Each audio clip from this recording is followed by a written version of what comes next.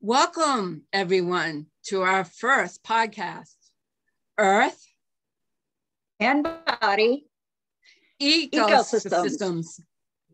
Hi, I'm Heidi. Hi, I'm Joyce.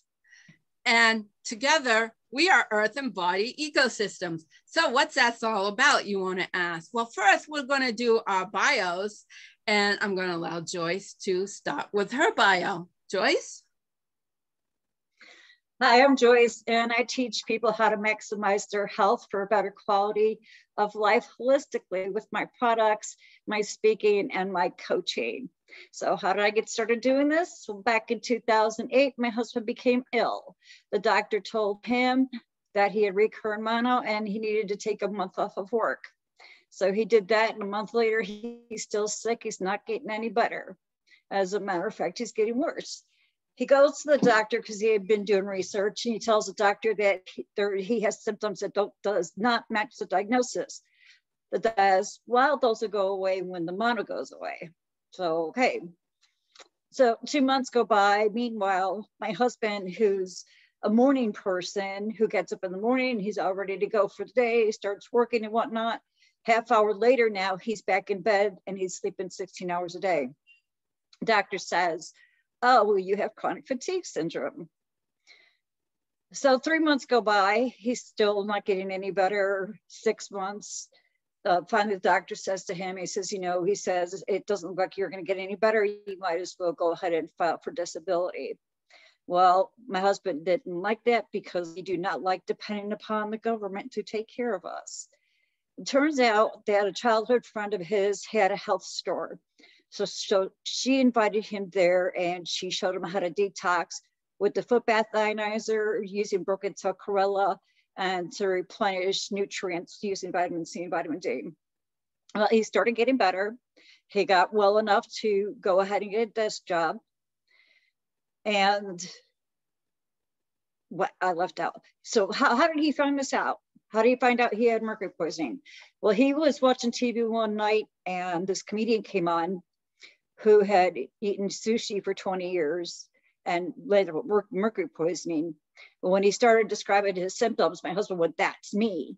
So then he started doing the research to figure out where the mercury was coming from. Well, he was a truck driver and he was over the road at that time and he would take cans of tuna with him. Well, tuna contains mercury.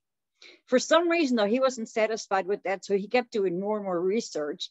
And finally, it led to the amalgam fillings in his teeth, the silver ones, that they're like 50% mercury, and he had 10 of them in his mouth.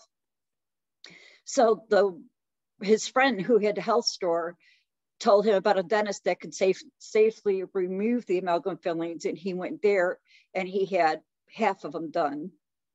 And felt that's when he actually started feeling better, was able to go and get the desk job. And then he finally just went the heck with it. He had all the rest of them removed. And then his health started really getting a whole lot better.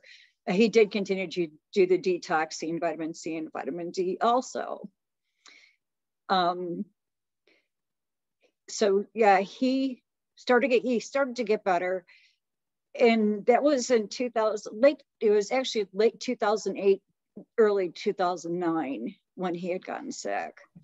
So then in 2000, when he was doing his research, he had found out that the American Dental Association had a gag order on the dentist where they couldn't tell people that the amalgam fillings were toxic or they could lose their license. As a matter of fact, the dentist that he went to have the fillings removed had told him that he could not put it on his chart that they were making him sick, that he had to just put that he wanted them replaced. So I started doing a lot of research because at this point, the Western medicine had failed us. He told his doctor that he thought he had mercury poisoning, and the doctor literally laughed at him, wouldn't do any tests or anything to find out if what he thought was true.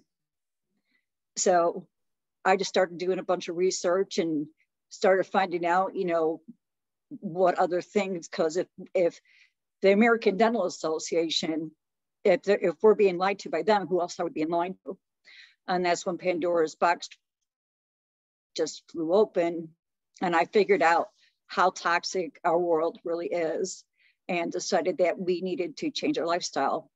And one of the first things that I did was the beauty care industry. I found out how corrupt that industry is, and that's allowed by the FDA. The FDA doesn't give a rat's butt, but they don't have to list certain ingredients because it's part of their formula. And there's just all kinds of harmful chemicals in the products. So even organic or natural can't necessarily be trusted that you would find in the store. So I thought, well, who could I trust except for myself? So I started formulating my own skincare products and learning about herbs. And it ended up turning into a business, which I didn't expect. So now I have a lot of skincare products and some room sprays, some dog shampoo. I also have some shungite and some other crystals. I make crystal jewelry. So not all of that's on my website because I like to create one-of-a-kind pieces. But if you're interested in any of the products that I have to offer, you can go to hborganicskincare.com. If you're interested in having me speak at an event or interested in coaching, you can go to majesticterra.com. And now, the lovely Heidi. Thank you, Joyce. So I grew up on my grandparents' dairy farm. We had our own house, but we were pretty much smack dab in the middle, surrounded by their property. So that was my upbringing in the natural world. This was before big chemical got a hold of the farming industry. So we were pretty much organic before organic was a thing. But anyway, I was fortunate also to have my paternal grandmother in the same area. So I grew up with both my grandmothers who loved plants, all kinds, the woodland plants, the meadow plants, garden plants. In fact, my maternal grandmother brought woodland plants into her lilac bushes, the bottom, the undergrowth. She would always bring like Jack in the Pulpit, Bethroot, and all these lovely, lovely plants. So that really sparked an interest in me. And my dad was a pharmacist and my mother a registered nurse. And so I had an idea of how the medical system worked, okay? And as I got older, I had a severe reaction to an antibiotic. And I was like, there's got to be a better way, because I knew of the plants and I knew that the plants could work for you because my grandmother had spoken about that. Both of them had spoken about the medicinal properties of the plants. So I put the intention out that I was going to study herbalism. So, working a good solid month on the intention, because I was also got into esoteric thinking at the time, or esoteric reading. So I was really studying the elements and learning about how powerful our words and our intentions are. So I put that intention out, and I think it's very important to tell about that. And so I would say within a year, I found myself working as a working apprentice at Wise Ways Herbals. And I later went on to take a therapeutic herbalism course with Tanya at Blazing Star Herbal School. And I also did a couple of workshops with the Susan Weed, which we will probably get into a discussion about that at some point. I'm also a level 2 Reiki practitioner, and I also am a professional tarot reader, which I am very proud about. It really fell in with the elements and the esoteric studies back then. So I started that in about the 80s. And then in the 90s, that's when I really got into the tarot. And then in the 2000s, I became a professional. My life has not been easy. Joyce is not going to like what I'm about to say, but remember, it's just a technical term. So that means this is a technical term, Joyce, don't shake your head. I suffered from morbid obesity for most of my life, and I do not identify with that terminology anymore. I found keto and I'm doing much better. Still not perfect, but for me, I'm happy. So there. So that's, you know, really, that's cutting out all sugars, all flours, and basically eating meat. I was a vegetarian for 20 years and it wasn't working for me. So, you know, it's a high fat diet, and like cures like, and that's something I will get into in herbalism. I'm also an artist. I do, can't think of the term for the word, but eclectic art, you know, that's kind of what it's like. And I'm also a wool spinner, and I dye my own wool. I did several years of really intensively dyeing my own wool.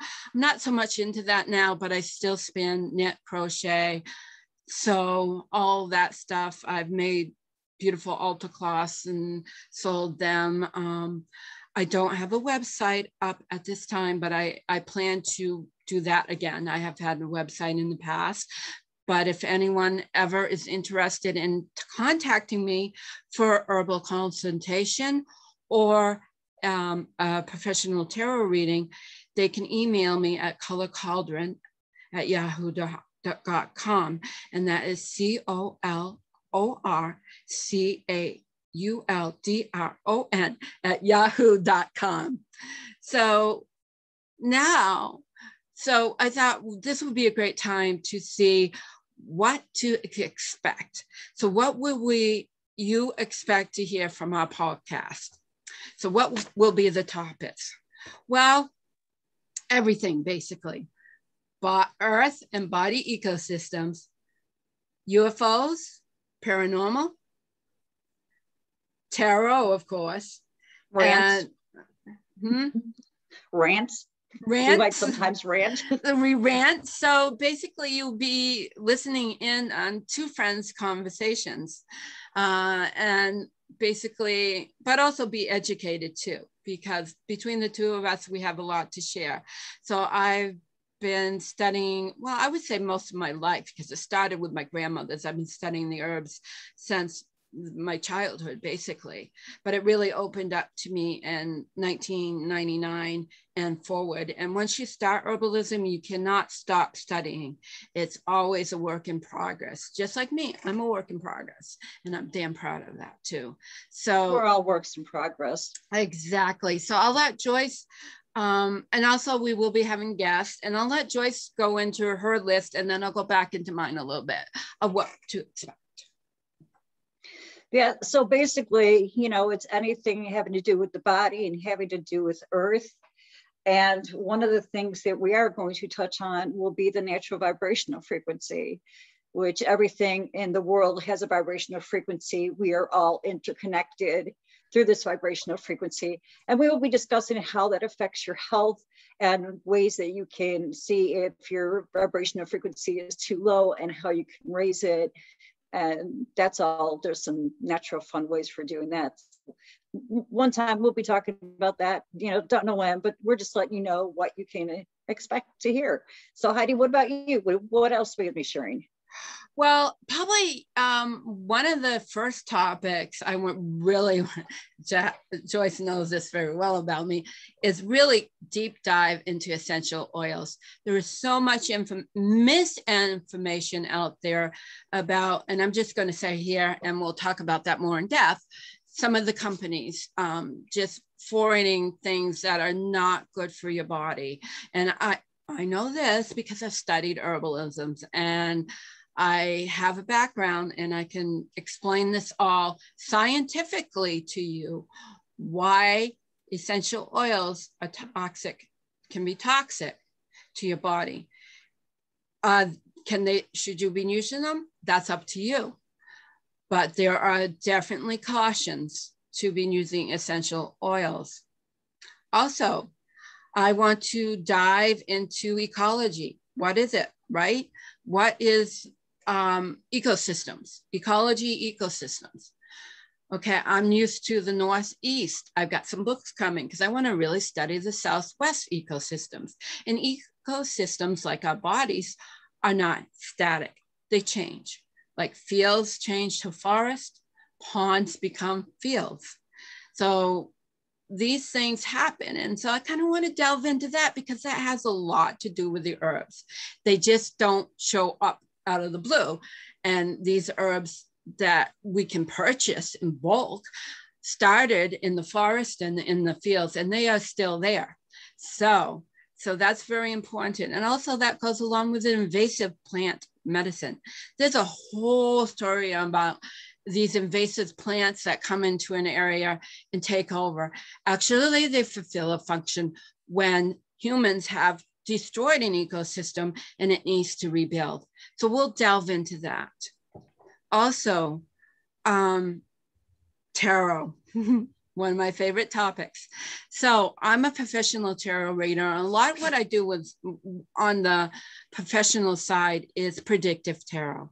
And tarot can work for that, but we have free will and we have choices. So our choices will really predict the outcome. But it does work if those set of circumstances and the frequencies stay true, then that will work. What my roadhouse, which I really love, is path working with tarot. And that's asking the deep dive questions of, what do I need to know to achieve this goal? What's blocking me from achieving this goal? This puts the power back in your hand, other than being predictive. Also, I didn't mention, as a tarot reader, I'm also highly intuitive, claircognizance, and I didn't pronounce that good, I murdered it. But basically what it is clear knowing. So I just have this inner knowing. I get messages. When I read tarot, it just opens me up and I get messages that comes in, and these, you know, and they've been verified. I'm like, shocking me, but verified me. And actually I learned this from animals first. I realized I was reading animals. I thought I was just joking around, but I was literally reading animals when I jokingly said to a friend that her dog wanted water. And I said, I'm hearing, is he saying water, water, water? So I assumed he wanted to drink water. Well, I wasn't far off. The poor dog had to pee a river. So in his mind, he was thinking liquid and I was hearing liquid, but I just, you know, but I finally connected and I realized this was not a game I was playing. It was real. That was close enough for me that, like, oh my God, this is real. I'm actually reading the animals, but I can't read my own dog. It doesn't work that way. What else? And so basically that's some of what I want to get to. There'll be more, like I said, I have friends that have written books. I want them on paranormal investigation. That kind of goes in with tarot a lot. UFOs, that's a hot topic now. And I have no qualms talking about that. That doesn't bother me. I kind of, there's a joke, you know, anything, even the kitchen sink, you know, we'll throw it all in there because I think over the years that me and Joyce have known each other, I don't think there's a topic we haven't touched. That we're pretty much on point. And this is kind of why we got into doing this, is Joyce had her own radio program, you know, on Wolf Spirit Radio. And, you know, I was a guest and I loved it. And I kind of like doing YouTube, but I have this love-hate relationship with YouTube at the moment because I do not believe in censorship. But this video will probably go up because it's pretty benign on YouTube, just to show people what's going on. So that's, you know, kind of what to expect. And we'll have guests and we will open the Zoom room after we get a few of these done, where you can come and ask questions and interact with us at some point. So, you know, that's the way we're going to do it right now. And I'm sure Joyce has more to add, and then we'll get into some more details. I do, Heidi, thank you. Yeah, another thing we will be discussing is the electromagnetic field, both within the humans and that surrounds us. It's also known as EMFs, so that it has to deal with electronics and how they affect our body and what we could do to protect ourselves. We'll also be talking about one of my favorite subjects, crystals. Love my crystals.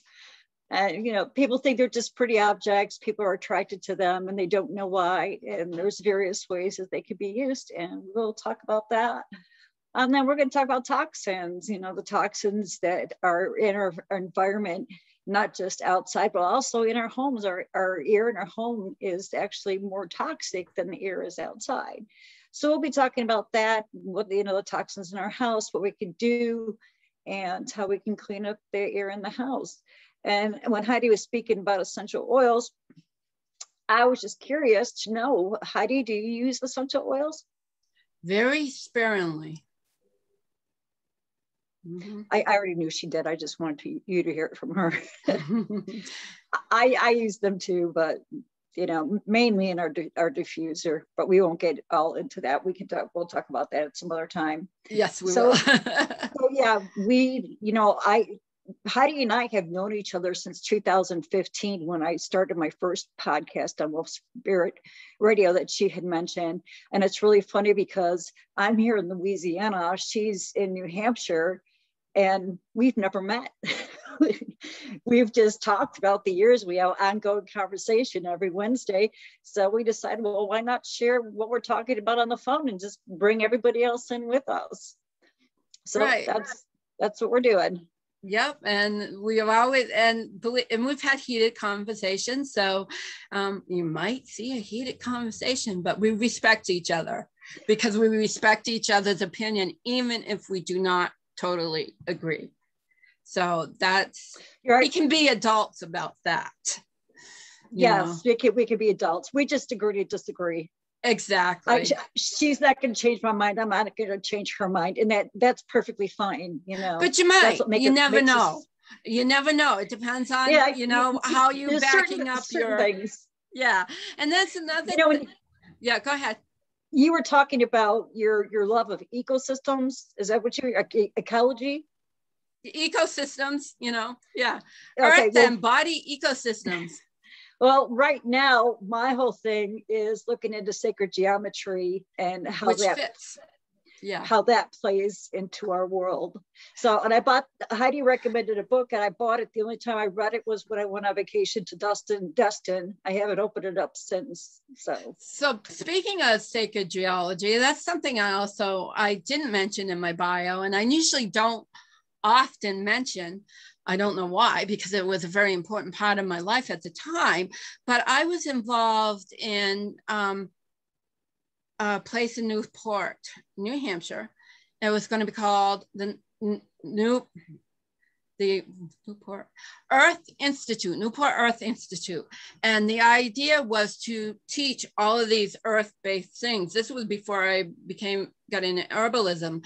So there was dowsing, Mighty Kane, Vincent Bridges was involved, and Vincent has since passed away, but he was also on the Discovery Channel because he was into, he knew a lot about Nostradamus and the quatrains, I believe it's called. And so this was all about sacred geometry. And so I knew all about Dan Winter.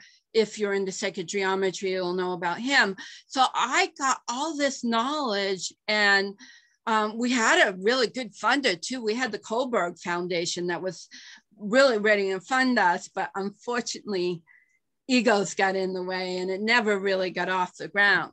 But it was an amazing learning experience for me to meet all these people, to learn about labyrinths and sacred geometry and ley lines and dowsing and the golden ratio, the golden mean ratio, learning about Dan Winter, who's very controversial, but I would encourage you to look him up.